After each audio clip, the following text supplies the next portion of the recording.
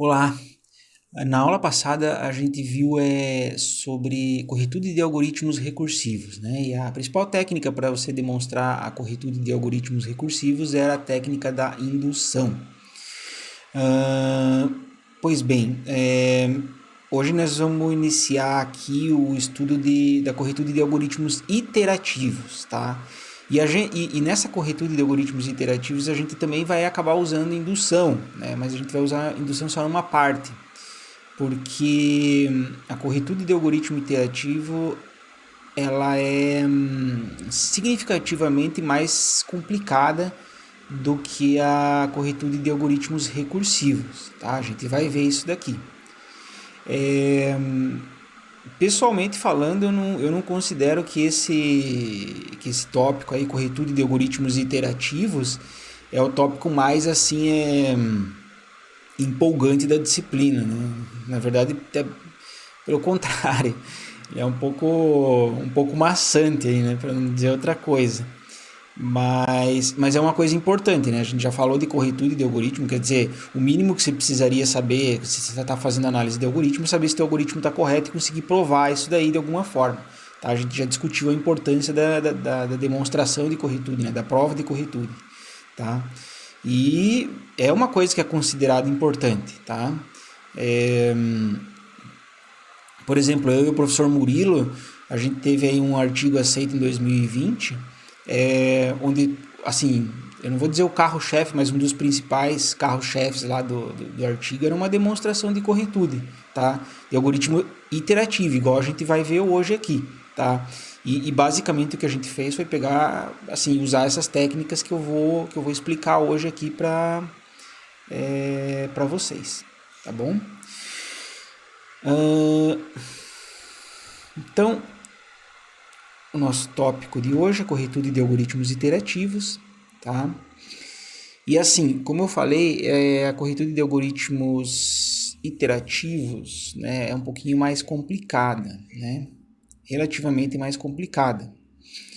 Então, existe tipo um passo a passo assim que eu vou explicar para vocês, mas não significa que todo mundo faz seguindo esses passos, né?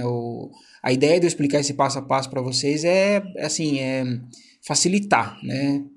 Mostrar um método para vocês fazerem a demonstração. Mas a grande maioria das vezes que você for ver, eles não vai estar assim separadinho nesses passos igual a gente vai ver, tá? Então, ó, para provar a corretude de algoritmos iterativos, né, a primeira coisa que você tem que ver aqui é identificar os laços, tá? E você vai fazer assim, você vai analisar um laço por vez, começando do laço mais interno, né? Então, a gente vai ver aqui, na aula de hoje, só exemplos com um único laço, porque é mais fácil. Mas depois você pode estender essa análise aí para algoritmos que têm laços é, aninhados, né?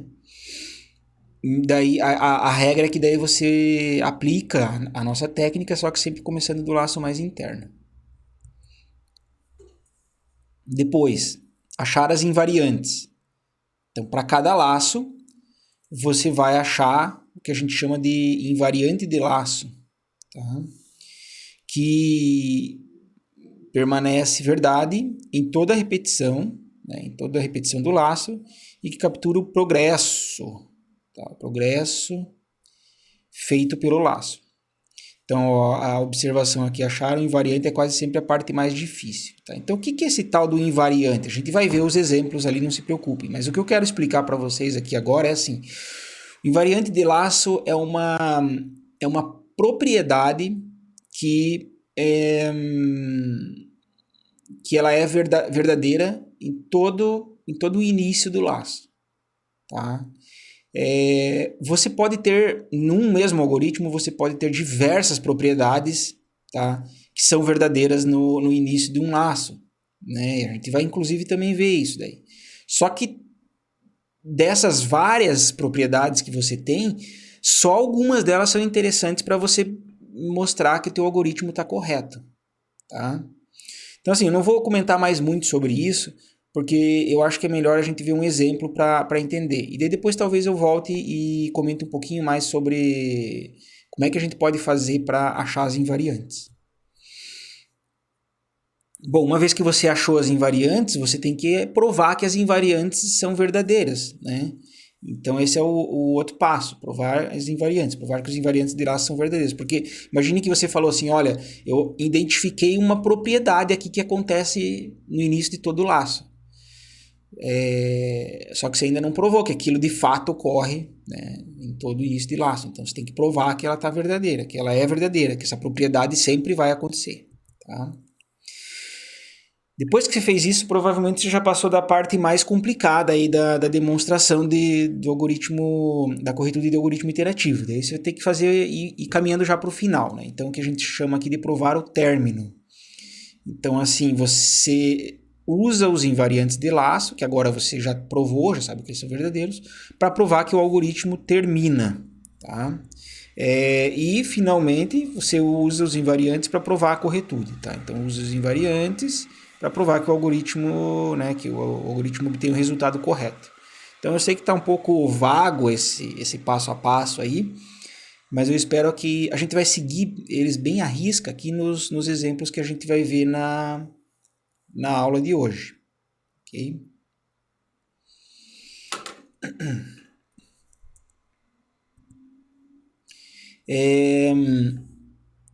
A gente vai, como eu falei antes, a gente vai se concentrar em algoritmos com um único laço. Se concentrar na aula de hoje, né? Se eu não me engano, tem exercícios que pedem aí a corretude. Se eu não me engano, não. Tenho certeza que tem exercícios que pedem a corretude de algoritmos iterativos com laços alinhados. Você vai pegar a aula de hoje e vai aplicar, né, sempre do laço mais interno até o laço mais externo.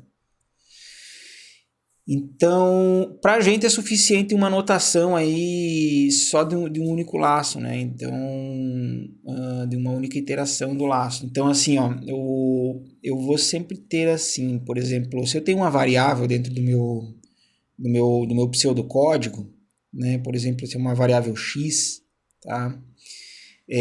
Então, quando eu escrever assim, ó, x de i, né? Significa o quê? Significa o valor da variável x imediatamente após a iésima iteração do laço, tá?